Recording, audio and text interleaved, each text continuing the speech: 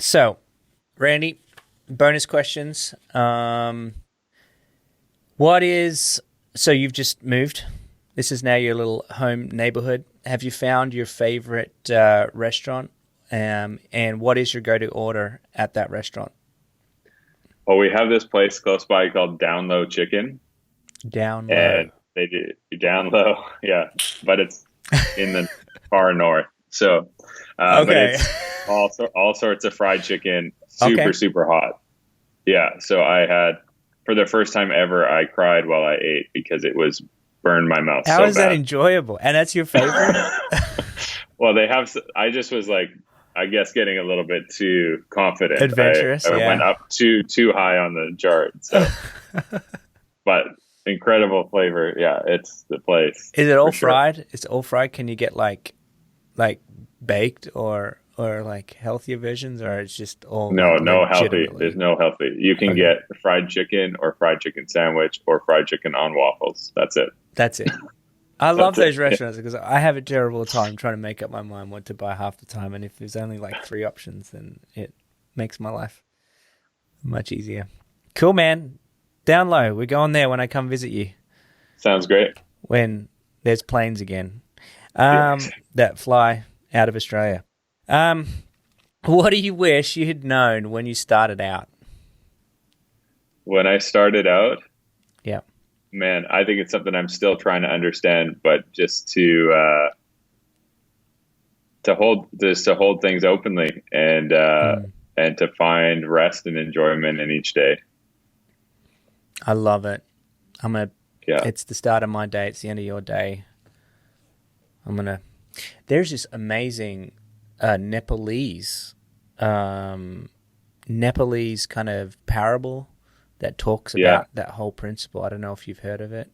Um, I'm not and sure which one. it's I learnt this when I was at Onsite a couple years back. You know Onsite, Miles Yeah, Adcock. Yeah, yeah. I went to onsite as well last year. Are you kidding me? Did you Yeah, do Living Standard? I did. It was Holy incredible. cow!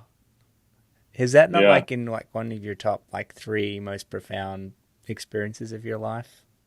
Yeah, I think it's why I was able to start Ally in a somewhat healthy way. Yeah. Yeah, it was super Oh, huge. Yeah. oh man, we got to talk again, dude. I feel like there's a Yeah. special bond between anybody that has done on site because that place changed my. Yeah, it had such a change in my life in so many ways.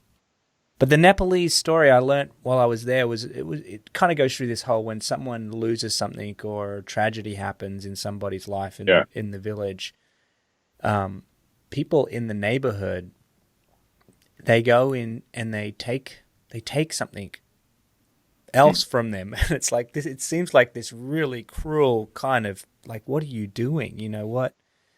Why on earth would you kind of go through this process of taking even and more things from them, and then like a few days later or a week later they all come and they bring something else, and it's this whole concept of like when you're holding on to this pain or this grief or this, and you know, Mm. in their culture, I probably butchered the explanation of how it does, but it really kind of emphasized this importance of just living life with your hands open. Like, Yeah. if you don't, you're going to miss out on what could be even greater, or what God or is wanting to show you through it, and the gifts that are going to come your way. So, anyways, uh, made me think of that when you said that. I think that's a good thing to know. Starting out something new, don't hold on too Yeah. tightly to it. What are you curious about right now? What am I curious about? Man, that's a good question. I am, we're in the middle of so much cultural tension and pressure on all sides. Mm, I'm trying to be really curious in this season and trying to learn as much as I possibly can. mm, Um, I think there's a danger in thinking. I found this. There's a danger in thinking that because you're aware of one area of injustice, or you're living your mm, life postured after a certain thing, that maybe more than the average person and regards to something. And I'm just reminded over and over that there's so much that I have to learn. So I'm trying to really be, just, I guess, curious to like all sorts of conversations that are happening around me, people that thought that I could never, ever agree with or have a conversation with. I'm trying to jump in on those conversations and learn, just to hear different perspectives. And I'm learning lots. So, I think that's been, where I'm at right now. Awesome. The cool thing about when you're curious, it usually means you're in a posture or position to learn something, which usually means you're in a posture of humility. So I think it's a great thing to stay curious rather than to think you've kind of got it all figured out. And now is definitely a time, man, to be a learner. So much so.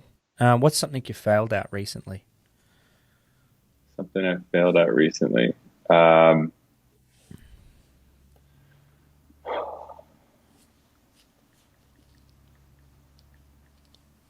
Probably, I think structuring time for my marriage. I think that's something that I've been convicted of recently. As you can excuse away time for a lot of things, especially when you're in a startup mode or there's a million things going on, whatever. Just realizing recently that that's the area that takes a hit. And so my wife's incredibly gracious and kind and understanding, but that's not an excuse. So I'm really learning that that's where I need to, recently. I mean, that's probably today. That's how recent that is. So I need to work on how I actually block out time for that relationship, because it's a priority. So, and you can't have a lot of priorities, right? I think that's just a weird myth of our like leadership and stuff. Like, there's no such thing as priorities. You have a priority. So, so trying to learn that and fail forward, I guess is what they say. But yes. Oh my. Okay. That's huge, man. Thanks for that nugget of truth. You can't have a lot of priorities. Well, I'll wrap this up for you so that you can go and make sure you're home in time for dinner. Just two more questions, if I may. Is there anything I should have asked you that I didn't?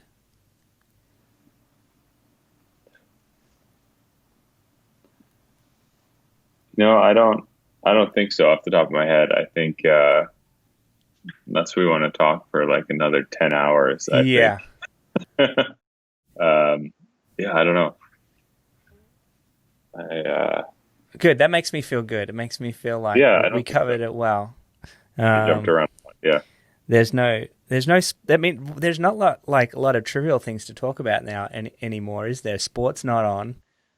Well, we could have talked about politics, but but I don't think that would be it's not a very maybe after November we can have that conversation. Glad we covered it a lot in this interview. And last question is, who has inspired you or someone that you look up to? They could be dead, they could be alive, could be a couple. But is there anyone that stands out? Yeah, actually, there's two people that have been pretty formative for me.